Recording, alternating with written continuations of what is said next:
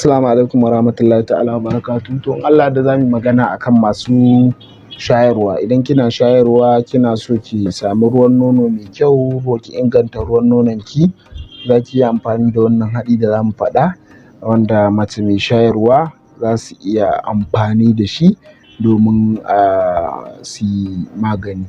Kamar yadda kuke gani wannan ɗiyan hulba ne, 'ya'yan hulba. Fenugreek seeds wannan su ne 'ya'yan hulba.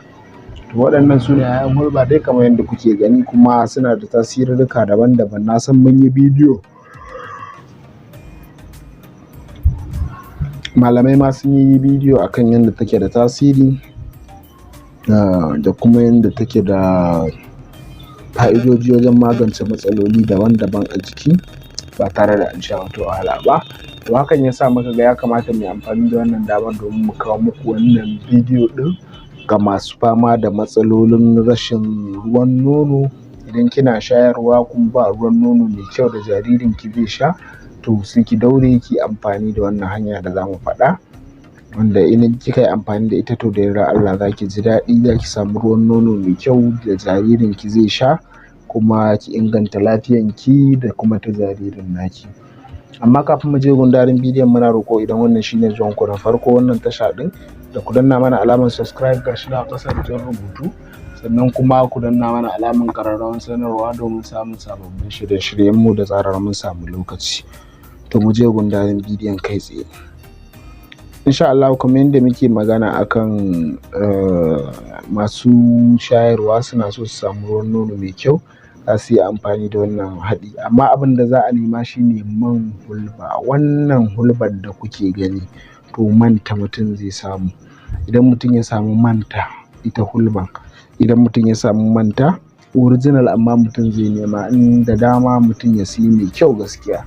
Gaskiya mutum ya siyi mai kyau ya fi akan mutum ya siyi local wanda ake yi a Najeriya nan, wanda duk wannan ba wai hulbar ce ba ta yi ba, man ne ba mai inganci ba ne ba kamar yadda ake so a sarrafa shi. To shi ne, sai mutum ya samu man hulba mai kyau. Idan kika samu man hulba mai kyau, to sai ki samu